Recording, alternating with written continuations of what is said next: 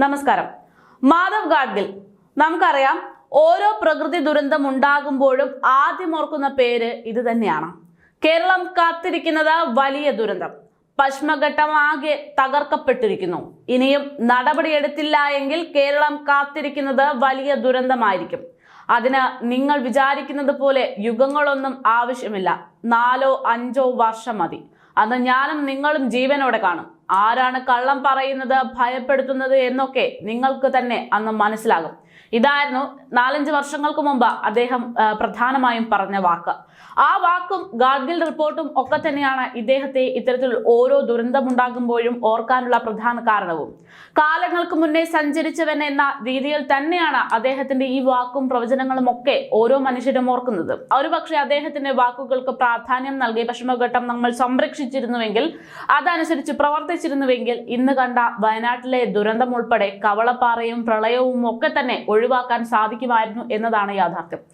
എങ്കിൽ പോലും ഈ നിമിഷത്തിലും മുഖ്യമന്ത്രി പിണറായി വിജയന് ഗാഡ്ഗിൽ പ്രവചനത്തോട് വെറും പുച്ഛമാണ്.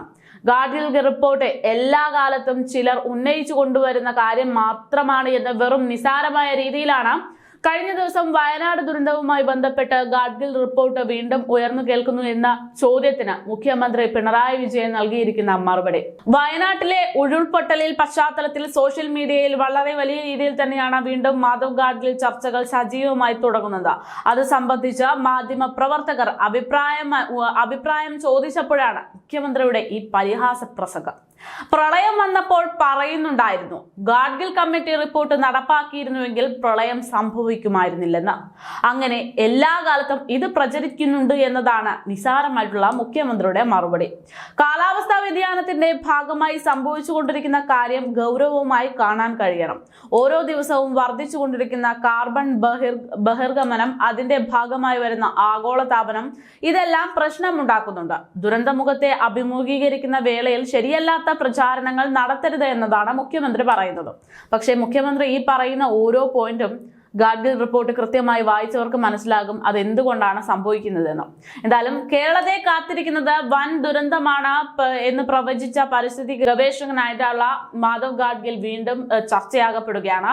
വയനാട്ടിൽ 100 കണക്കിന് പേരുടെ ജീവനെടുത്ത ഉരുൾപൊട്ടൽ ദുരന്തത്തിന് പിന്നാലെ അദ്ദേഹത്തിന്റെ വാക്കുകൾ വീണ്ടും ചർച്ചയാകുമ്പോൾ ആ ഒരു സാഹചര്യത്തിൽ അദ്ദേഹത്തോട് എന്താണ് ഇതിനെക്കുറിച്ച് പറയാനുള്ളത് എന്ന് അദ്ദേഹം ചോദിച്ചപ്പോൾ ഇപ്പോൾ തനിക്ക് മറുപടി പറയാൻ സാധിക്കുന്ന ഒരു സാഹചര്യമല്ല എന്ന് അദ്ദേഹം ദയനീയമായി പ്രതികരിച്ചതൊക്കെ നാം കഴിഞ്ഞ ദിവസം കണ്ടു. ആ ഒരു സാഹചര്യത്തിലാണ് അദ്ദേഹത്തിന്റെ ഇത്തരത്തിലുള്ള കൃത്യമായിട്ടുള്ള പഠന റിപ്പോർട്ടിനെ പോലും മുഖ്യമന്ത്രി ഇന്നും വില കൊടുക്കുന്നില്ല എന്നുള്ള തരത്തിലുള്ള പ്രതികരണം നാം കേൾക്കുന്നത്. എന്തായാലും മുഖ്യമന്ത്രിയുടെ ഇത്തരത്തിലുള്ള പ്രതികരണങ്ങളൊക്കെ കേട്ട് അന്താളിച്ചു നിൽക്കുകയാണ് മലയാളികളും ജനങ്ങളും ഒക്കെ തന്നെ എന്ന് പറയേണ്ടി വരും. കാരണം മനുഷ്യന്റെ ചെയ്തികൾ കൊണ്ട് മനുഷ്യകുലം തന്നെ നശിച്ചു പോയാലും കേരളം കുലുങ്ങില്ല എന്നൊരു ആക്ഷേപമാണ് ഈ ഒരു പ്രതികരണത്തോടെ മുഖ്യമന്ത്രിക്ക് ലഭിച്ചുകൊണ്ടിരിക്കുന്നത്.